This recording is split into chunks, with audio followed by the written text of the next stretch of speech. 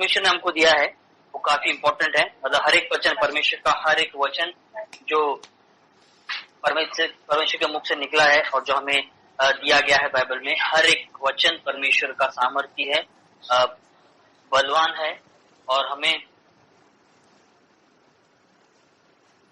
बल, शक्ति और सामर्थ्य देता है। तो परमेश्वर का वचन हमारे लिए बहुत महत्व रखता है और आज परमेश्वर वचन जो हमसे कह रहा है उसको हमें ध्यान देना बहुत जरूरी है। कई बार हम ये गलतियों को दोहराते हैं और जिसके कारण हम अपने जीवन में परमेश्वर की आशीषों को नहीं देख पाते। जैसे हमने बहुत बार इस बात का जिक्र किया है कि शैतान हमसे इसलिए चिढ़ता है क्योंकि परमेश्वर ने हमें अपने स्वरूप में बनाया, हमें सामर्थ दी, अपने जैसा बनाया और हर एक वो सामर्थ जो परमेश्वर की है उसने हमको भी दी है, लेकिन हम लोग उसको लेना नहीं जानते और शैतान हमको लेने देता नहीं और अपने चालों के द्वारा हमको फंसाता है। वैसे ही और एक और बात हमने बहुत बार डिस्कस की है कि वो ये कि शैतान हमसे हमेशा वो कार्य कराता है जो परमेश्वर कहता है कि हम करें, उसका अपोजिट वो हमसे करवाता है ताकि परमेश्वर की आशीष को हम लोग नहीं देख पाए। हर एक वो कार्य हमसे वो करवाता है जो परमेश्वर कहता है कि परमेश्वर जो हमसे कहता है कि तुम ये करो, वो हमसे विपरीत करवाता है ताकि परमेश्वर हमसे दूर रहे।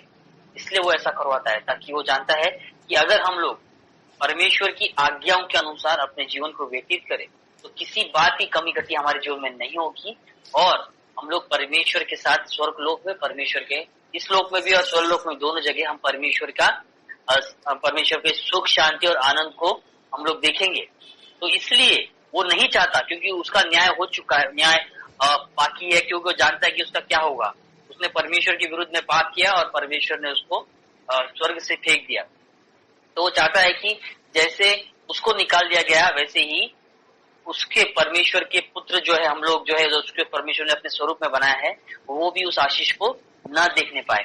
तो वो जानता है कि उसके लिए उसको क्या करना है। उसके लिए उसको यही करना है कि जो परमेश्वर की आज्ञा है उसके विपरीत लोगों से करवाना है। परमेश्वर ने आदम को आज्ञा दी थी ये फल नहीं खाना, तो उसने परमेश्वर के विरुद्ध में उनसे वो फल खिलाया ताकि, और उसके बाद परमेश्वर उनसे अलग हो गया। तो वो एक बहुत अच्छी रीति से जानता है कि अगर इंसान परमेश्वर की आज्ञा के विपरीत काम करेगा तो परमेश्वर उनके साथ नहीं होगा, और परमेश्वर जब उनके साथ नहीं है तो मैं इजीली उन पे अधिकार जमा सकता हूँ, उनको रूल कर सकता हूँ और उन लोगों का नाश कर सकता हूँ। तो वैसे ही परमेश्वर ने एक आज्ञा जो हमें दी है और शैतान हमारे विपरीत उस बात को करवाता है। नीति वचन उसका 18वां अध्याय और 21वां वचन हम देखेंगे परमेश्वर हमसे क्या करते हैं।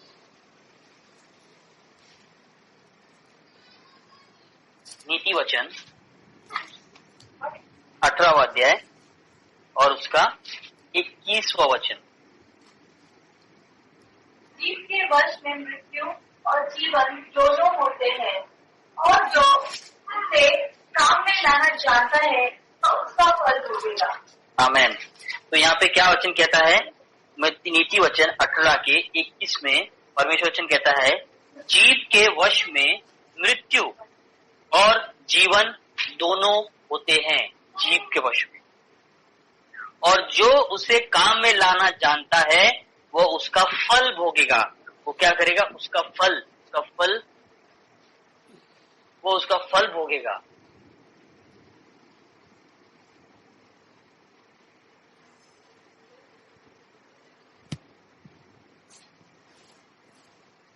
आमेन। तो परमेश्वर वचन यहाँ से हम पे कह रहा है कि जो अपने शब्द का इस्तेमाल करना जानता है, जो अपने शब्दों का सही रीति से इस्तेमाल करेगा, वह उसका फल भोगेगा। बहुत बार हम लोग जो डिक्लेयर करते हैं अपने मुख से वो चीज होती है। क्योंकि परमेश्वर का वचन कहता है कि हमारे जीव में हमारे अच्छे दिन को बिताने का सामर्थ हमारे ज़बान पे है। हम लोग अच्छे जीवन जिए, हम अच्छा समय बिताएं, इसका सामर्थ हमारे ज़बान पे है। जो चीज हम अपने मुंह से डिक्लेयर करेंगे वही चीज हमारे जीवन में होगी, इसका सामर्थ हमारी ज़बान पे है। अगर मैं आज कहूंगा कि मैं परमेश्वर के द्वारा आशीर्वादित हूं, मैं परमेश्वर में तंदुरुस्त हूं, कोई बीमारी मुझे छू नहीं सकती, मैं ये डिक्लेयर करता हूं यीशु के नाम से, तो वैसा ही होगा। और शैतान हर एक परमेश्वर के हर एक वचन को जानता है। शैतान हर एक वचन को जो परमेश्वर के मुख से निकलता है, बाइबल पूरी वो जानता है। उसको पता है कि इंसान सामर्थ कहां से पाता है, इसलिए वो मनुष्य से वो कार्य कराता है, वो चीज भुलवाता है जो परमेश्वर के विरुद्ध में है, ताकि इंसान का नाश हो। तो परमेश्वर का वचन यहाँ पे क्या कहता है कि हमारे जबान पे जो है सामर्थ है, और हमारी जबान के सामर्थ के द्वारा हम फल भोगेंगे। जो भी हमारे जीवन में आएगा, जो भी हमारे जीवन में आगे होगा, वो हमारी जबान के द्वारा होगा। ध्यान दीजिए, इस वचन पे प्लीज ध्यान दीजिए, जो मैं आज बताने जा रहा हूँ वो तुम्हारे लिए और मेरे लिए बहुत इंपॉर्टेंट है। देखिए यहाँ पे वापिस एक बार हम वचन पढ़ेंगे, नीति वचन 18 का 21। इसमें लिखा है, जीव के वश में मृत्यु और जीवन दोनों होते हैं, और जो उसे काम में लाना जानता है वह उसका फल भोगेगा। जो उसको काम में लाना जानता है वो उसका फल भोगेगा। अगर मैं उसको सही रीति से काम में लाऊं और रोज सुबह उठकर अपनी जबान से, अपनी जीभ से ये डिक्लेयर करूं कि आज का मेरा दिन आशीर्वादित है, आज मैं प्रभु के द्वारा हर उस आशीष को देखूंगा जो परमेश्वर ने मेरे लिए रखी है, आज मेरे को कोई बीमारी रोग छू नहीं पाएगी, आज का मेरे बच्चे आश्वस्त रहेंगे, आज मेरी हर एक जरूरत पूरी होगी, कोई शैतान दुश्मन की आत्मा मुझे छू नहीं सकती। जो चीजें हम अपने मुख से डिक्लेयर करेंगे, क्योंकि परमेश्वर वचन कहता है कि तुम्हारे जीभ में जो उसको फल उसी के द्वारा हम भोगेंगे, के द्वारा हम फल भोगेंगे।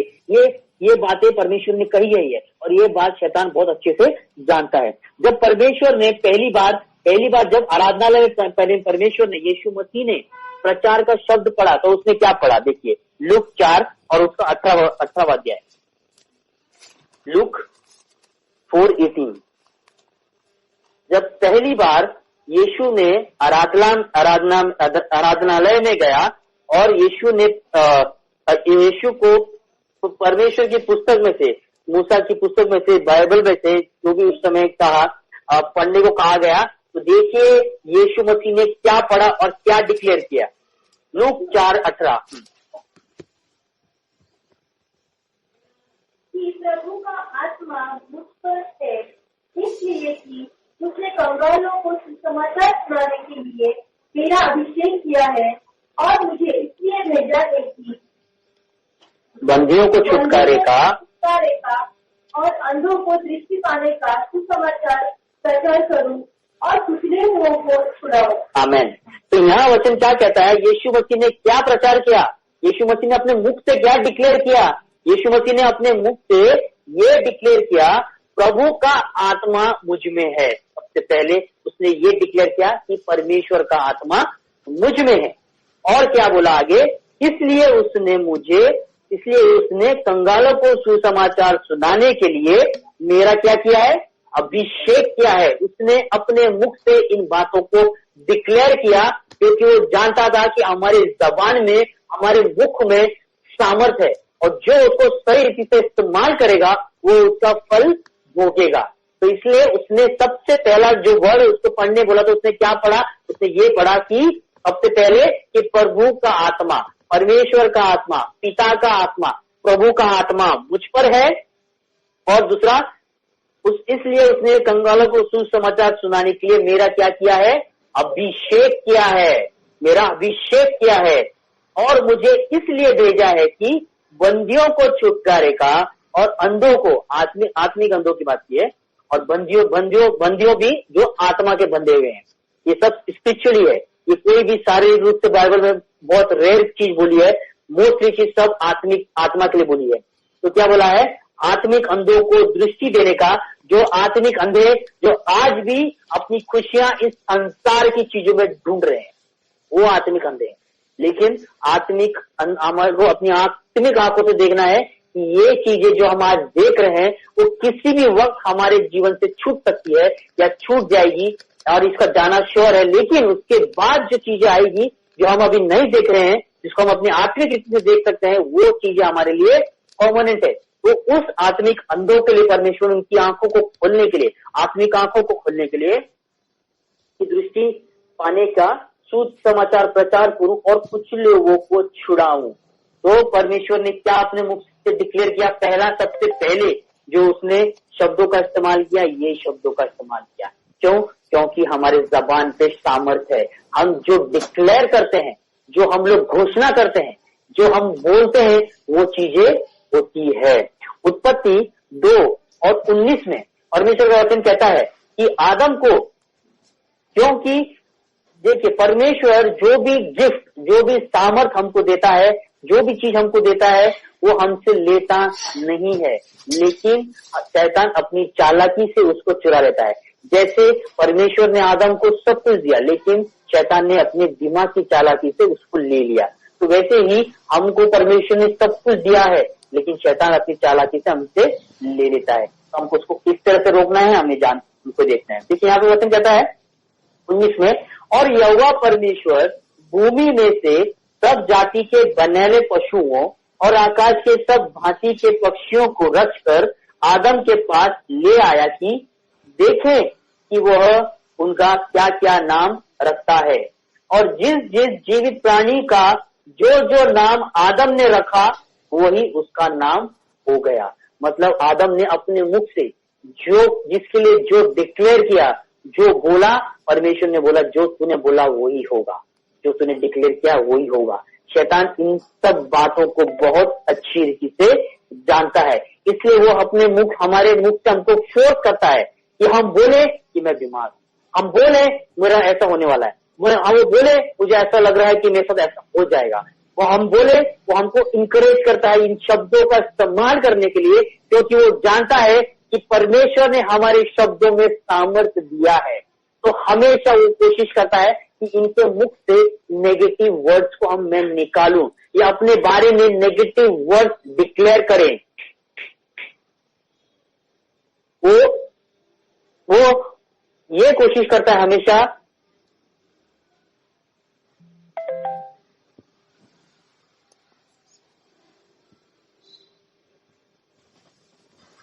बरा, तो वो यही चाहता है कि हम अपने मुख से हर एक नेगेटिव बातों को डिक्लेयर करें कि मेरी तबीयत ठीक नहीं हो रही है, मैं ठीक नहीं हो सकता हूँ, मेरा उद्धार नहीं हो सकता है, मेरे बच्चे का ऐसा ही होगा या ऐसा ही होते आया है और वो आगे ऐसा ही होगा, ऐसा ही रहेगा। इसलिए हम लोग क्या करें, मतलब हर नेगेटिव वर्ड वो चाहता है कि हम, वो फोर्स करता है हमको कि हम उसको बोले और अपने मुख से उसको डिक्लेयर करें, क्योंकि वो जानता है कि परमेश्वर ने हमारे मुख में सामर्थ्य दिया है कि जो हम बोलेंगे वो हमारे लिए हो जाएगा। जो हम अपने जीवन के लिए घोषित करेंगे, जो हम अपने जीवन के लिए प्रोफेसी करेंगे, वो हो जाएगा। परमेश्वर, शैतान इस बात को जानता है, इसलिए वो नेगेटिव वर्ड्स को हमारे मुख में डालता है, या फिर ऐसे लोगों को हमारे सामने रखता है, ऐसे लोगों को हमारे बीच में लाता है कि जो हमारे लिए नेगेटिव वर्ड्स का इस्तेमाल करे, कि ताकि वो चीजें हम लोग एक्सेप्ट कर ले अपने माइंड में, अपने हार्ट में, और वो जब कोई चीज एक्सेप्ट कर लेता है तो वो चीज होती है। अगर किसी ने बोला अरे तेरा ये काम नहीं होगा, तो कहीं ना कहीं वो उस चीज को मान लेता, हाँ हो सकता नहीं होगा। तो जैसे उसने एक्सेप्ट किया, शैतान ने उसके मुख से बुलवाया, इसने एक्सेप्ट कर लिया, वो काम वहां पे नहीं होता है। तो क्योंकि शैतान ने किसी और का इस्तेमाल किया, उससे बुलवाया, तुमने उसको एक्सेप्ट किया। अगर कोई बोलता है तो उसको इमीडिएटली बोलना है हम यीशु के नाम से उसको रद्द करते हैं, ऐसा नहीं होगा, हमारा हर एक काम होगा, हम यीशु के नाम से घोषित करते हैं, क्योंकि परमेश्वर ने हमको हमारे जबान पे क्या दिया है, सामर्थ्य दिया है। तो शैतान इस बात को बहुत ही अच्छी रीति से जानता है, इसलिए वो हमारे मुख में नेगेटिव वर्ड्स को डालता है। मत्ती उसका 6वां अध्याय और 26वां वचन देखिए।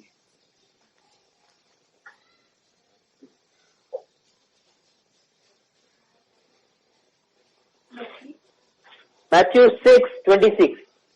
6 और उसका 26 में परमेश्वर का वचन कहता है, आकाश के पक्षियों को देखो, वे न बोते न काटते और न खत्तों में बटोरते हैं, फिर भी तुम्हारा स्वर्गीय पिता उनको खिलाता है। क्योंकि तुम उनसे अधिक मूल्य, क्या तुम उनसे अधिक मूल्य नहीं रखते? क्यों हम अपने जबान में ये सोचते हैं कि हमारा ऐसा काम होगा, या ऐसा काम हम ऐसे ही जीवन जिएंगे, या हमारा ऐसा ही होगा? क्यों ये परमेश्वर का वचन हमको नहीं बताया गया है कि हमारा मूल्य क्या है? जब वो उसको खिला सकता है जिसका वो मूल्य नहीं रखता, जिसके अंदर उसने वो आत्मा, अपनी आत्मा नहीं डाली जो उससे बात कर सकती है, उसने अपनी आत्मा हमारे अंदर डाली है। तो हमारा क्यों मूल नहीं है?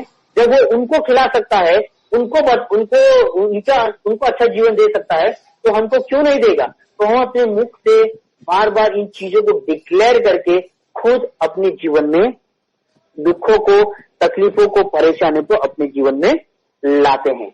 पहला यूहन्ना उसका पहला अध्याय और 9 वचन।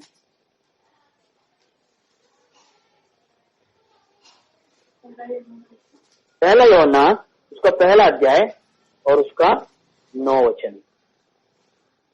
यदि हम अपने पापों को मान ले तो वह हमारे पापों को क्षमा करने और हमें सब अधर्म से शुद्ध करने में विश्वास योग्य और धर्मी है।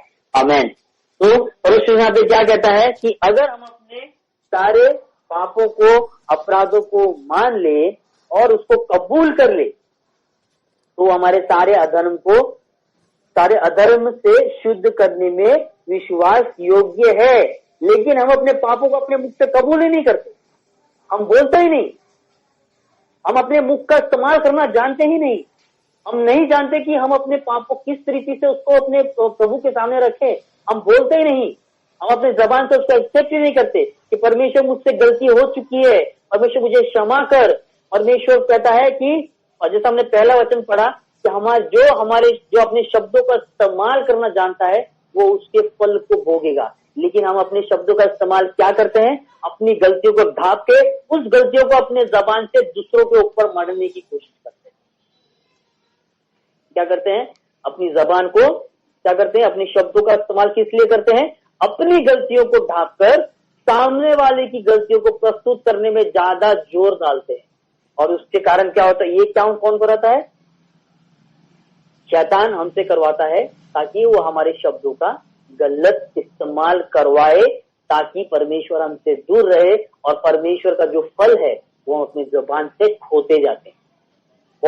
कोई नहीं चुरा रहा, कोई नहीं कुछ कर रहा, बल्कि हम खुद अपने जबान से अपनी आशीषों को खोते हैं, अपनी जबान अपने शरीर का नुकसान करते हैं, अपने फ्यूचर को खराब करते हैं, अपने बच्चों के फ्यूचर को खराब करते हैं। किससे? अपने खुद के मुख के जबान से। लेकिन परमेश्वर यहाँ पे कहता है, यदि हम अपने पापों को मान ले तो वो हमारे पापों को क्षमा करने और हमें सब अधर्म से शुद्ध करने में विश्वास योग्य परमेश्वर है। तो हम अपने शब्दों का इस्तेमाल क्यों करें? अच्छी रीति से करें, सही रीति से करें। हम अपने शब्दों का इस्तेमाल दूसरों पे मरने के लिए नहीं, बल्कि अपने पापों को एक्सेप्ट करके परमेश्वर को बोले, परमेश्वर मुझे सुबुद्धि दे।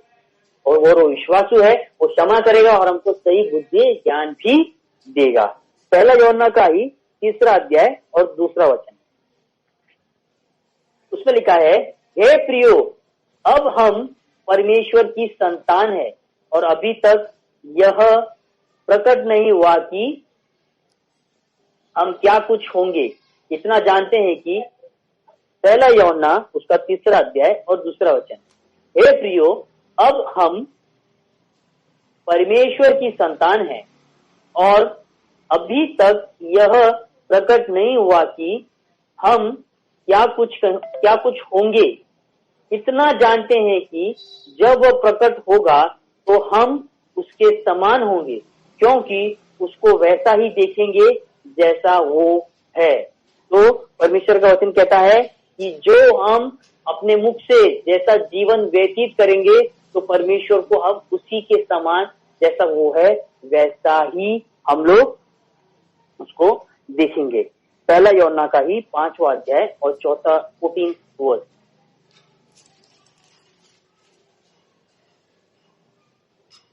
और हमें इसके सामने जो यह होता है और यह है कि यदि हम उसकी इच्छा के अनुसार कुछ मांगते हैं तो हमारी सुनता है। आमेन। तो परमेश्वर क्या कहता है कि हमें अपने शब्दों का, जैसे हम बोल रहे हैं कि हम लोग का सही शब्दों का इस्तेमाल करना जरूरी है। तो अगर हम उसके विरोध की चीजों को मांगेंगे, जो उसकी चीज से अपोजिट है, तो हमको कैसे देगा? यहाँ पे कहते हैं, परमेश्वर कहता है, और हमें उसके सामने जो हिवाब होता है वो यह है कि यदि हम उसकी इच्छा के अनुसार कुछ मांगे, अगर हम उसकी इच्छा के अनुसार मांगेंगे तो ऑब्वियसली वो हमारी इच्छा के अनुसार भी हमको देगा। लेकिन हम लोग कैसा मांगते हैं? परमेश्वर मेरी इच्छा, मेरे को ये दे, मेरे को वो दे। लेकिन अगर हम उसकी इच्छा के अनुसार मांगे कि परमेश्वर मुझे पवित्र जीवन दे, परमेश्वर मुझे अपने नजदीक रख, परमेश्वर मुझे हर एक बंधन से छुटकारा दे, उसकी इच्छा के अनुसार परमेश्वर मुझे अपना ज्ञान दे, अपने वचनों का ज्ञान दे, मुझे आत्मिक ज्ञान दे। अगर हम उसकी इच्छा के अनुसार मांगेंगे तो हमको हमारी इच्छा भी वो पूरी करेगा। हमारी इच्छा को जानता है, लेकिन वो क्या सोचता है, मेरी इच्छा नहीं, अपनी इच्छा को मांग कर रहा है, और अपनी इच्छा जब पूरी करेगा तो मुझको छोड़ के चला जाएगा, क्योंकि ये मेरी इच्छा नहीं, अपनी इच्छा पे ज्यादा जोर दे रहा है। तो इसलिए हमें उसकी इच्छा के अनुसार जब अपने शब्दों का इस्तेमाल करेंगे, उसकी इच्छा के अनुसार मांगेंगे, तो वो हमारी इच्छा के अनुसार भी हमारे लिए करेगा। जो हमको चाहिए वो हमको देगा। लेकिन हम लोग गलत शब्दों का गलत रीति से इस्तेमाल करते हैं, जिसके कारण हम परमेश्वर की आशीष को अपने जीवन में नहीं देख पाते। साम वचन संहिता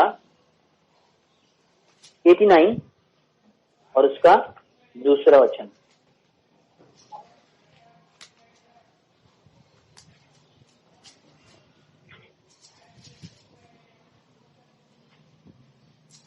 वचन संहिता, हाँ, क्योंकि मैंने कहा है तेरी जगह सदा बनी रहेगी, उस पर मैं अपनी सच्चाई को स्थिर रखूंगा। आमीन।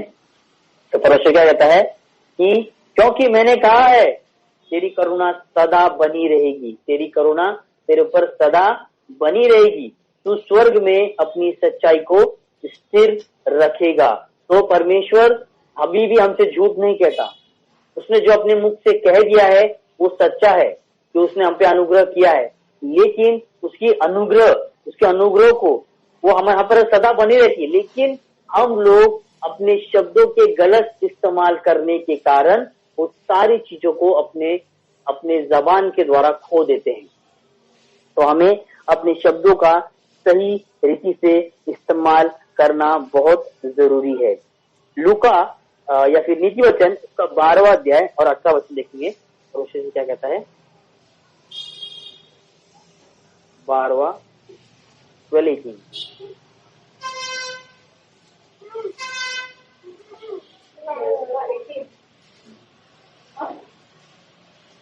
ऐसे लोग हैं जिनका बिना सोच विचार का बोलना तलवार के समान चूकता है, परंतु बुद्धिमान के बोलने से लोग चंगे हो जाते हैं। तो परमेश्वर क्या कहता है कि ऐसे भी लोग हैं जो बिना सोच विचार के बोलते हैं, और उनका बोलना किस तरीके से होता है, उनका बोलना तलवार के समान चुभता है, परंतु बुद्धिमान के बोलने से लोग चंगे हो जाते हैं। तो क्या है, परमेश्वर ने हमारे जबान में क्या है, सामर्थ्य है।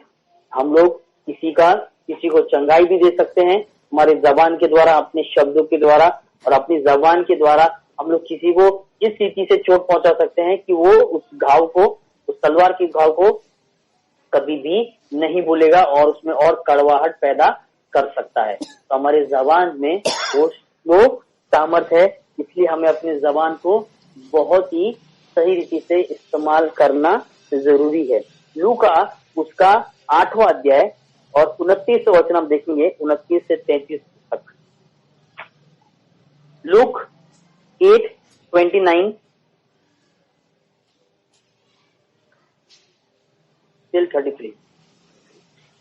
क्योंकि वह उस अशुद्ध आत्मा को उस मनुष्य में से निकलने की आज्ञा दे रहा था, इसलिए कि वह उस पर बार बार प्रबल होती थी, और यद्यपि लोग उसे सांकलों और बेड़ियों से बांधते थे, तो भी वह बंधनों को तोड़ डालता था, और दुष्टात्मा उसे जंगल में भगाए थे।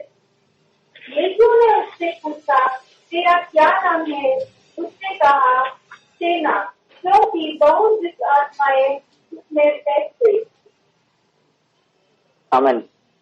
तो यहाँ पे वचन हमसे क्या कह रहा है, यहाँ पे ये बताया गया है कि दुष्ट आत्मा, जैसे हम स्टार्टिंग में बता रहे थे कि दुष्ट आत्मा बहुत अच्छी रीति से जानती है कि परमेश्वर ने हमारे मुख में सामर्थ्य दिया है।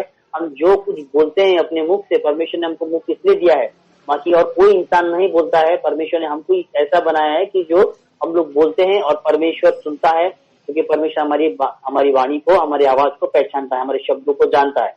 तो शैतान बहुत अच्छी चीज से जानता है कि जो कुछ भी हम लोग रिक्वेस्ट करते हैं, जो अपने मुख से रिक्वेस्ट हम करते हैं, जो भी हम बोलते हैं, वो चीज परमेश्वर मानता है, लेकिन परमेश्वर के योग्य होना जरूरी है। तो यहाँ पे क्या कह रहा है, शैतान भी इस बात को बहुत अच्छी से जानता है कि जो हम लोग बोलते हैं परमेश्वर मानता है।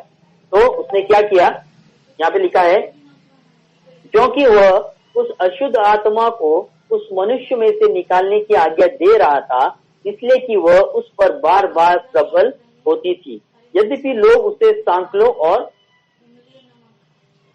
बेड़ियों से बांधते थे, तो भी वह बंधनों को तोड़ डालता था और दुष्टात्मा उसे जंगल में भगाए फिरती थी। यीशु ने उससे पूछा, तेरा क्या नाम है? उसने कहा, सेना, क्योंकि बहुत दुष्ट आत्माएं उसमें बैठ गई थी।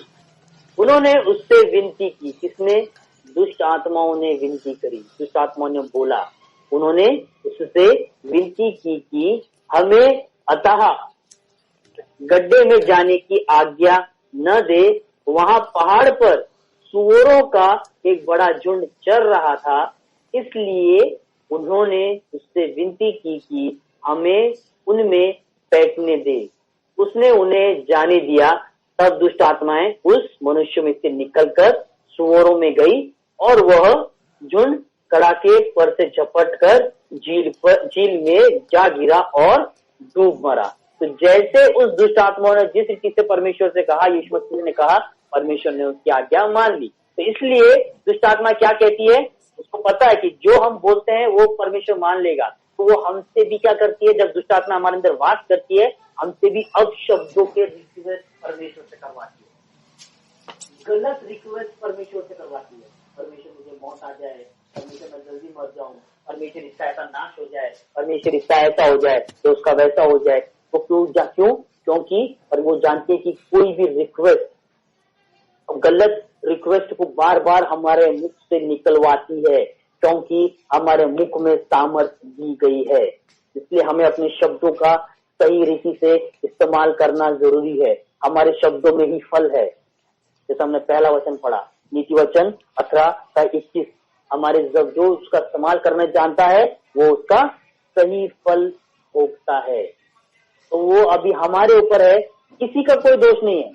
हमारे जीवन में अच्छा हो रहा है, बुरा हो रहा है, कोई भी इंसान उसके लिए दोषी नहीं है, बल्कि हम खुद और हमारी जबान, जो हमने डिक्लेयर किया है अपने जबान से, वही हमारे साथ होता है।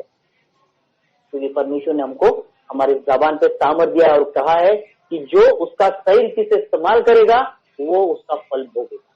अगर हम अपने मुख से सही प्रार्थना ना करें, अगर हम सही अपने मुख से अपने पापों को स्वीकार ना करें, बल्कि उसको छुपा के उस पर दूसरों पर मरते जाए, उसका दूसरों पे दोष लगाते जाए, तो हम लोग अपने जबान का सही इस्तेमाल नहीं कर रहे और उसका फल बुरी, जो गलत रीति से, उसका फल हम लोग गलत रीति से ही भोगेंगे, उसका सही फल हमको नहीं प्राप्त होगा। इसलिए हमें अपनी जबान का सही रीति से इस्तेमाल करना बहुत ही जरूरी है, क्योंकि परमेश्वर का वचन कहता है 2 तीमुथियुस 1:7 में,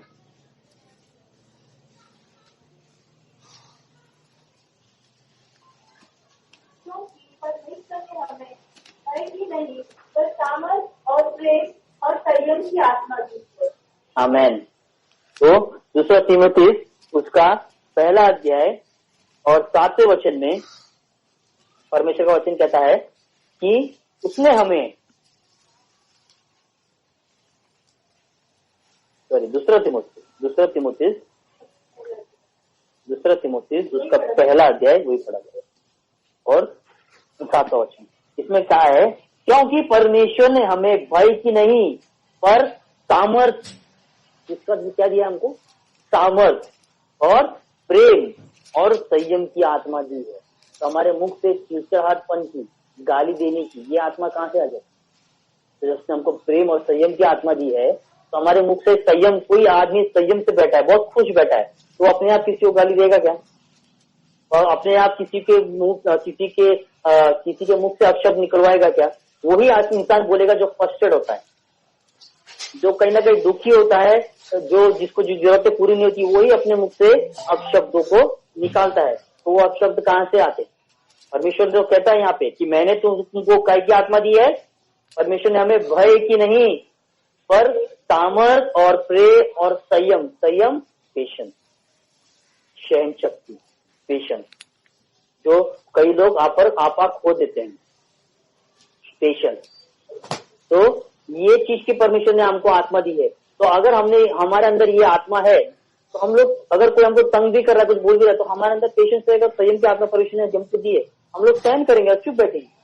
वही बोलेगा जिसमें ये आत्मा नहीं है, और वही वो बोलेगा जो परमेश्वर के विरुद्ध में कार्य करता है, परमेश्वर को छोड़ के कार्य करता है, वही पेशेंस नहीं रखेगा और वही फिर अपने शब्दों को गलत रीति से इस्तेमाल करेगा। तो परमेश्वर ने हमको काय की आत्मा दी है? प्रेम संयम की आत्मा दी है। तो हमें अपनी जबान का, अपने मुख से सही डिक्लेरेशन करना जरूरी है। मैं आशीर्वादित हूँ, मेरा परिवार आशीर्वादित है, मेरे बच्चे आशीर्वादित है, मैं आशीर्वादित हूँ, मेरी कलीसिया आशीर्वादित है, मेरे जीवन में कोई बीमारी रोग मुझे छू नहीं सकती, क्योंकि परमेश्वर ने मेरे लिए अपना पवित्र लहू बहाया है, परमेश्वर का आत्मा मुझ में है, परमेश्वर ने मुझे अभिषेक किया है प्रचार करने के लिए। तो ऐसे चीजों को हम डिक्लेयर करें, रोज सुबह उठ के हम डिक्लेयर करें, ना कि हम उठने के बाद ये डिक्लेयर करें कि मेरे जीवन में तकलीफ है, मुझे बीमारी है, मेरे जीवन में ये तकलीफ हो रही है, मेरा ये दुख रहा है, मेरा ये काम नहीं हो रहा है। ये चीजों का हम डिक्लेरेशन ना करें, बल्कि सही रीति से सही शब्दों का डिक्लेरेशन हम अपने मुख से करें। ये सब बाइबल हमें सिखाती है और बताती है। और दुष्ट आत्मा हमसे इन बातों को क्यों निकलवाती है? क्योंकि वो जानता है कि हमारे मुख में सामर्थ है, ताकि उन चीजों को हम बार बार डिक्लेयर करें ताकि वो चीज हो जाए। इसलिए हम अपने चीजों से अपशब्दों को डिक्लेरेशन ना करें।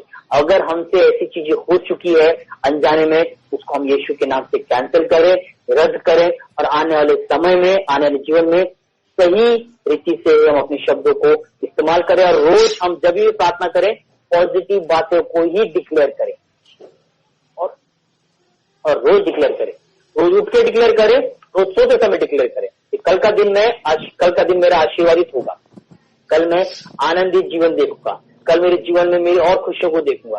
और जब हम सुबह उठते हैं, आज का दिन प्रभु ने दिखाया, आज प्रभु का दिन आशीर्वादित दिन है मेरे लिए, आज मैं परमेश्वर की ब्लेसिंग को देखूंगा, आज मैं अपने हर एक कार्य को सफल होते देखूंगा। तो रात को सोते समय, सुबह उठते हम जब प्रार्थना करते हैं, इन बातों को हम अपने मुख से डिक्लेयर करें यीशु के नाम से। क्यों ना हमारे जीवन में होगा, जरूर होगा। अगर हमको कल या परसों मेरे सर में थोड़ा सा हल्का सा दर्द जब स्टार्ट हुआ था, और मैंने बोला परमेश्वर का आत्मा मेरे अंदर है, परमेश्वर का आत्मा मेरे अंदर है, ये सर दर्द मुझे कहाँ से आ सकता है? नहीं आ सकता। तो 3 सेकंड में वो सर दर्द वापस गया। कल भी रात को तकलीफ होती है, ऐसे ही एसिडिटी और इसको इस रात को यही चीज, मैं कब सोया मुझे पता नहीं चला। तो ये डिक्लेरेशन हमको करना है। जैसे हमको कुछ चीजों को स्टार्टिंग महसूस होता है, जब स्टार्ट लगता है कोई भी चीज, सर दर्द का स्टार्टिंग पॉइंट जब वैसे हमारे जो हमको लगता है थोड़ा सर दर्द जैसे लग रहा है, इमीडिएटली बोलो सर दर्द तो नहीं आ सकता तो मेरे शरीर के अंदर यीशु का लहू मेरे अंदर है। यीशु ने इसीलिए मेरे इस शरीर के लिए 2000 साल पहले क्रूस पर फोड़े खाए हैं। मेरे शरीर के लिए परमेश्वर ने दुख उठाया है, मेरे शरीर के लिए परमेश्वर ने अपना पवित्र लहू बहाया है। मेरे अंदर परमेश्वर है, ये बीमारी नहीं आ सकती, ये सर दर्द मेरे को नहीं हो सकता। यीशु के नाम से जा, इस चीज से हम डिक्लेयर करें, ना कि उस दर्द को एक्सेप्ट करें बोल के कि अरे मेरा सर दर्द हो रहा है।